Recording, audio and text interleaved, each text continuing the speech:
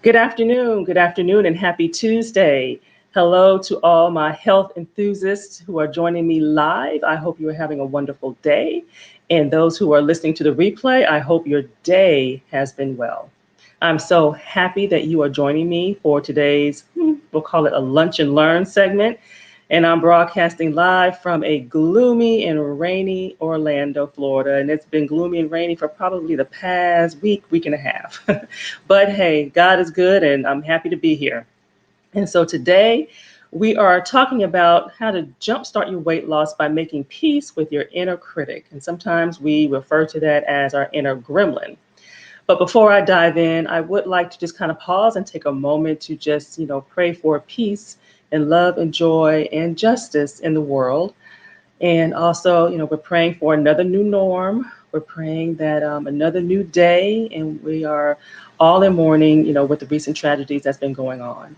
And I continue to lift you up for safety and prayers and related to COVID-19. Orlando has actually started with phase two. So, but still, we are still in a pandemic, and sometimes I think people kind of lose sight of that. I see many people walking around without their masks on and not necessarily exercising social distancing. So let's please continue to exercise those precautions because we're not out of the woods. The government's trying to give us a level of normalcy, but we still have to exercise precautions so we don't, have outbreaks and go backwards. So just keep that in mind and just stay prayerful. So here are some common scenarios I want to run by you. I've exercised this morning, so I've earned this pizza. I'm stressed. I'm stressed out. I've had a rough day at work, and this chocolate really helps to relax me. I could treat myself. This weekend, I ate healthy all week long, right? Relatable statements. I mean, we've all have said them at one point in our lives. And I have heard countless clients say, well, I'd be able to lose weight if only I were able to stop self-sabotaging. And guess what? That is so very true.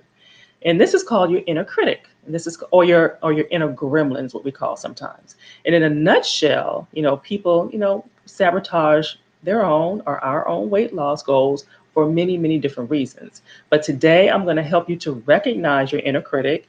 And when you see it, understand why, you might be doing it or saying those things to yourself and how to figure out how to overcome it. So definitely stay online with me to the very end. I have a special opportunity for you all to get some personalized support regarding this particular topic and how to make peace with your inner critic and to not get all caught up in believing that the negative chatter that's going on in your mind is actually true. And so, for those who do not know me, my name is Sandra Goltry, and I'm a registered and licensed dietitian, and I'm also a certified personal trainer and coach. And basically, I work one on one with adults, and I am helping them to overcome that sense of frustration, that sense of overwhelm that's associated with failed attempts at either losing weight or keeping it off. And the big one is just the confusion as to what in the world do I eat, that works for me, that will benefit the health conditions that I need to address. And my goal is to help you achieve your weight goals, your life goals, and your health goals so that you feel good about yourself and that you love, doing the things that you love to do in life and feel confident and at peace that you're doing the best that you can for your body to operate at its optimum and its best. So that's simply my mission for you. And again, today, for those who are just tuning in, the topic is how to jumpstart your weight loss by making peace with your inner critic. And so, 3 points that I'm going to make are, what does success really boil down to? And why are we subconsciously scared of success? Okay, that's a different one. Why we are subconsciously scared of success, and how do we gain back control of our inner critic? And this one will surprise you. So if you haven't done so already, grab a pen, grab some paper. I think you'll get some insightful information to kind of take back and work, in your quiet time. So I would like to assess, the people that are either on live or those who are listening to the replay. Does either one of these situations resonate with you? So you're careful for a while. I mean, you are on task and you lose some weight, you improve your fitness, and then you gradually revert back to your old ways. So if that sounds like you, if you're on live, post revert back. If you're listening to the replay, also reply with revert back.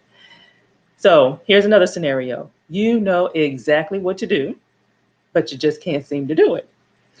You feel like you can write a diet book because you know everything there is to know about weight loss, but you just don't act on it. So if that's you, post live if you write diet book, and if not, reply diet book. Okay. So I'll be real interested in seeing, where we stand in that department. So the first key to making peace with your inner critic and jumpstarting your weight loss is, what does success really boil down to? Okay, now here's the truth. Here's the huge truth. There is a big difference between knowing what to do and actually doing it. And I'll go a step further and challenging knowing what to do. We don't know what you don't know. Okay, so a lot of times, people are kind of operating and trying to make things work that kind of, doesn't have all the dots connected. So it's easy to hop from diet to diet, without really sticking to anything. So success or lack thereof, really it boils down to our mindset, our psychology, and our habits. Success boils down to our mindset, our psychology, and our habits. So, no diet that is solely based on the food you eat will help you to figure out why you gain weight in the first place. Okay. No diet will fix emotional, mindless, stress induced eating, and it won't fix habitual, compulsive binge eating. Okay. Basically, a diet won't get to the root cause of why you overate in the first place.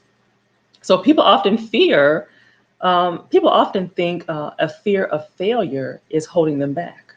Okay. Quite often I hear, I don't want to do this again. I've tried diet after diet and I just don't really want to have another failed attempt. But the surprising thing is, it's really the fear of success that holds people back most of the time. The best diet, won't matter. No matter how determined you are, you might feel good. But if a part of you wants to destroy that progress towards your goals, then it won't happen. So, fear of success is a concept that we don't normally hear about, right? So, I'm going to talk more about that in a few moments, though.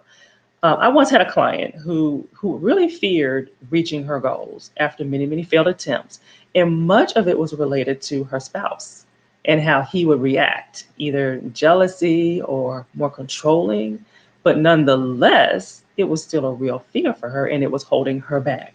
As much as pain that she was feeling from not being able to lose weight and the obstacles that the weight was causing her, she still had a fear of how her husband would react to her actually successfully losing weight. And so, post yes, no, or I don't know yet. If you have ever feared reaching your weight loss goal, and not just reaching them, because many of us reach them, but they don't sustain the weight loss. So, if you've ever felt any type of fear of reaching your weight loss goals and keeping it off, say yes. Or if not a problem for you, say no. Or you're still kind of thinking about it, this is new to me, then just say you don't know and just post that live, or simply hit reply if you're listening to the replay. And so let's dive in a little more here. The second key to making peace with your inner critic so that you can actually jumpstart your weight loss, our inner critic, that negative self-talk. It kicks into high gear when we are subconsciously scared of success. So a lot of times we may not realize that's what it is. So many of us are thinking, why in the world would I be afraid of losing weight? Why would I be afraid of fearing successful weight loss? This is what I've always wanted. I can do so many things. I can get into my old clothes again. Why would I fear that? Well, if you're successful, a number of fears can be realized. For one, you won't be able to have the food, you won't be able to use food as a way to temporarily escape or to keep your mind off of work or off of, things that are pressing to you. Or you'll have to deal with uncomfortable situations such as self-doubt, regret, disappointment, or fear because you're not able to suppress them with food anymore. Different thought, isn't it? Or maybe you'll lose one, or I'll lose the weight and then I can finally dot dot dot, you know, that safety blanket that protects you from taking action on something that's intimidating or ultimately, but ultimately rewarding opportunity. So, you won't be able to say, well, if I lose weight, I can do this. Now you're gonna have to do it, right? So some people fear that actually succeeding. And the real, and these are real psychological roadblocks, but nothing that cannot be overcome. And so to break the pattern of self-sabotage, you need to get to the root of why you're sabotaging yourself in the first place. So now that I've shed a little different perspective on, how your inner critic can have us fearing successful, sustainable weight loss, post or reply, for sure. If this is something that you need to really think more about, because it's a different perspective, it's a different thought process, but it is huge and key for a lot of people who find themselves yo-yo dieting. Okay. So let's go on to the next section, number 3. So the third surprising key to making peace with your inner critic and to jumpstart your weight loss is some might argue that, the only way to put your inner gremlin in its place is to actively engage in it by arguing, fighting it, ignoring it. Okay. Or I think ignoring may be the most common one. And so many have tried this approach, only to discover that, this gives your inner gremlin, that inner critic, more power versus less power. And so that pesky inner voice that is so deeply embedded in our psyches, that your inner gremlin is saying is really here to stay. It's not going anywhere. So we got to figure out a way to coexist because it's not going anywhere. So assuming that you don't want your inner gremlin to slow you down, your best option is taming it, your inner gremlin, by befriending it. Imagine that. So that means you got to make friends with it. So mindfulness, self-awareness, and a whole lot of self-compassion are the key ingredients to help you to really get through this journey.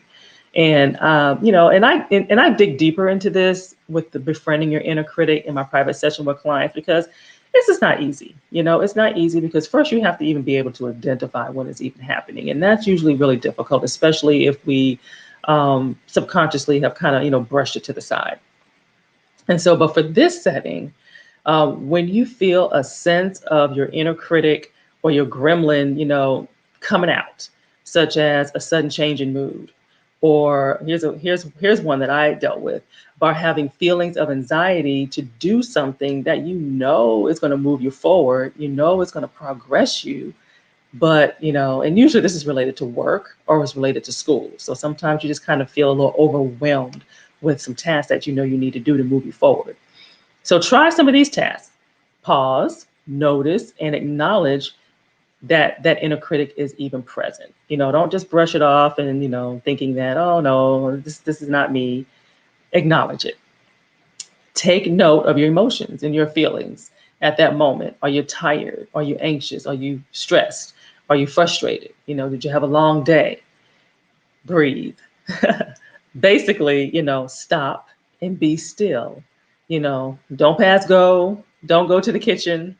Just, listen to last week's live. I went into a lot more about the stop and think step.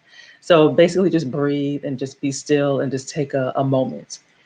The befriending step, acknowledge that your inner gremlin is trying to help you. Say, hey, I know you're trying to help me, thank them, however you need to do, but you want to do things differently.